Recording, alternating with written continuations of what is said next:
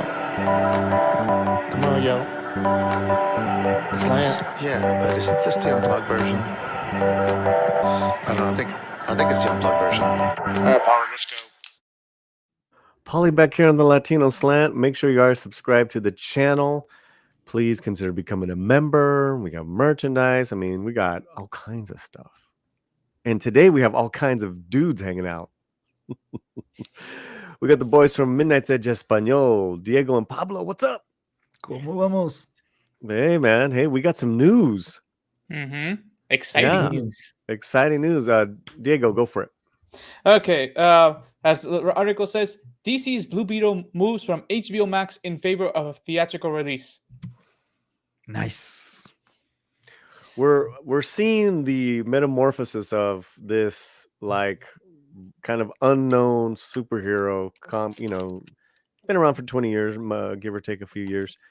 Now we've been covering it now for like what seems like a year, and now it's got a film theater release. Why is this a big deal? Like, first thing, it shows that Warner actually has high hopes for this movie, because if you do it on their platform, it's going to be cheaper than sending it out to theaters where they have to share a cut. So in that sense, they know this movie is actually something that people will consume, at least from their side. So they're like saying, screw HBO Max, we're gonna go theaters. Wow. Pablo? I'm also sensing that there's a back to trust in this kind of movies. I feel like over the last couple of years, after all the blunders that we have had on the superhero genre, there's not confidence, there's not trust on this genre to make money. And after these last couple of weeks, we are seeing that there's trust again, and people are willing to invest in this again. So maybe they will up the budget a bit to make it cinema worthy, or they are making some adjustments. But this means that they have confidence in the movie. What else does it say in the article that's interesting to you, Diego? There's just one paragraph here that that's just basically saying the same as us, because it says this is very surprising move since the studio seemed all about supporting their new streaming service to the point of including day and date premieres for certain titles. However, all signs point to WB believing in this film. Given that this is DC's first ever Latino superhero getting a movie, this will make that experience that much more special.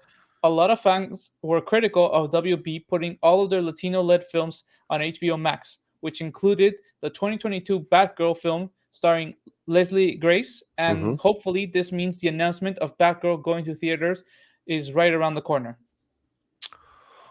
Well, adding to that, I feel that they must have seen something already that they love.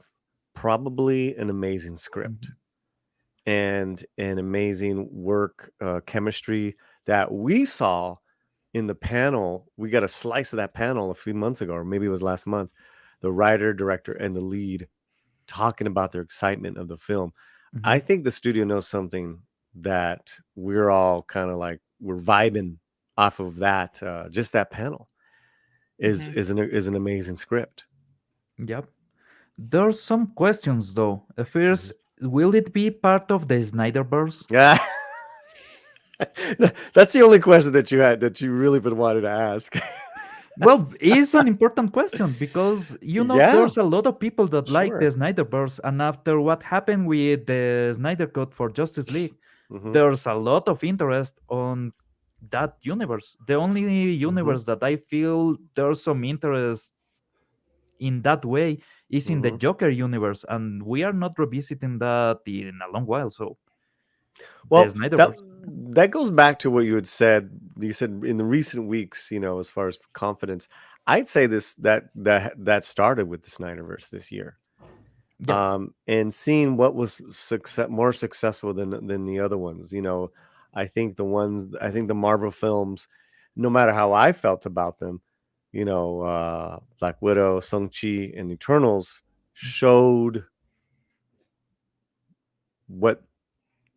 what the audiences were just really not into on a big level, on Yeah. a global level, and then what they were into.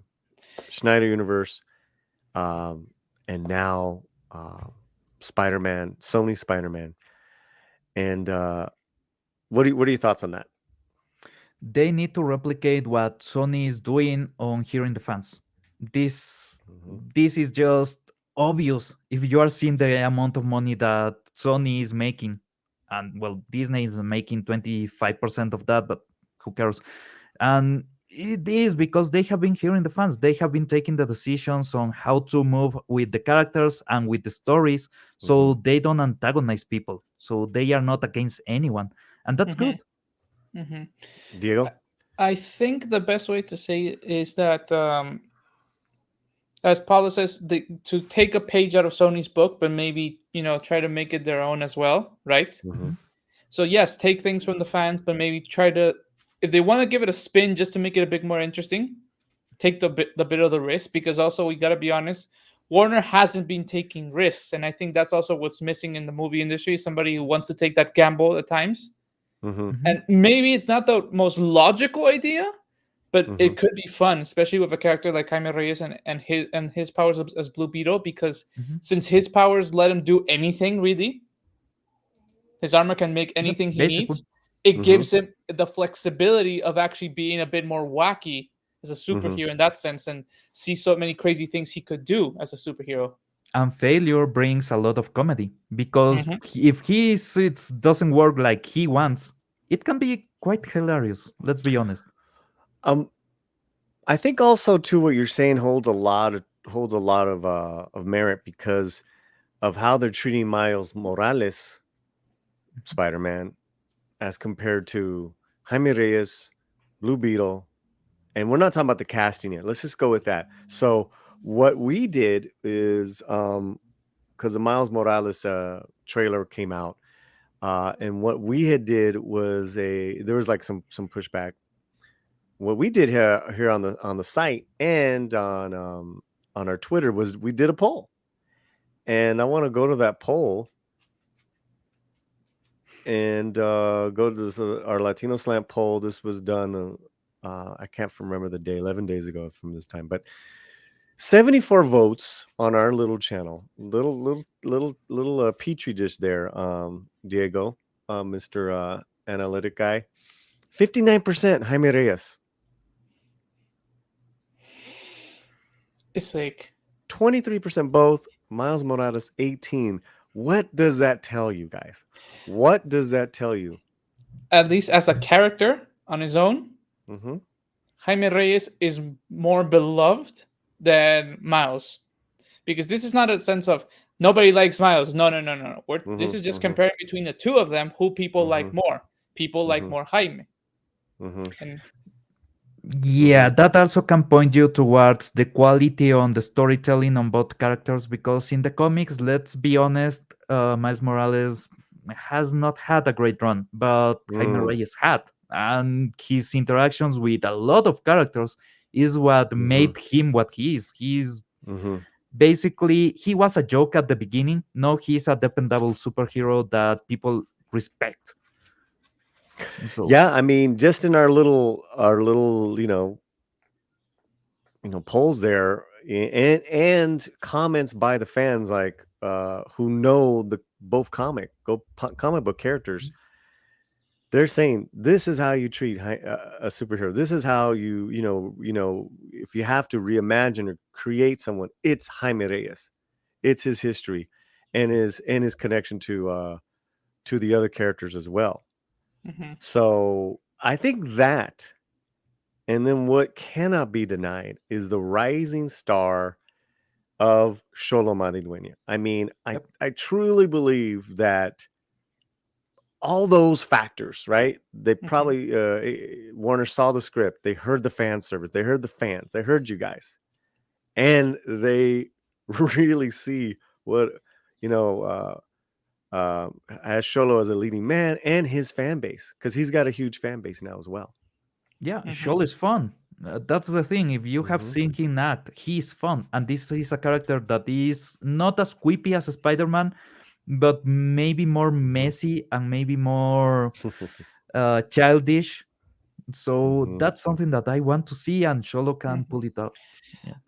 I mean, Cool. also just to round out the idea, I Yep. think what we have to take into account of it is the fact that Blue Beetle is a very interesting character because again, he's like it's like if you Mm. got a comic book nerd to be a superhero, except he's a superhero nerd, and it's I Mhm. think something that that's why I feel this movie's more special than even the other ones in the MCU or in any of the DC because this is the Mhm. first time that we actually have a character who, if they do him right, will be like a point of view character for us, the audience. Can I just say one more thing also too?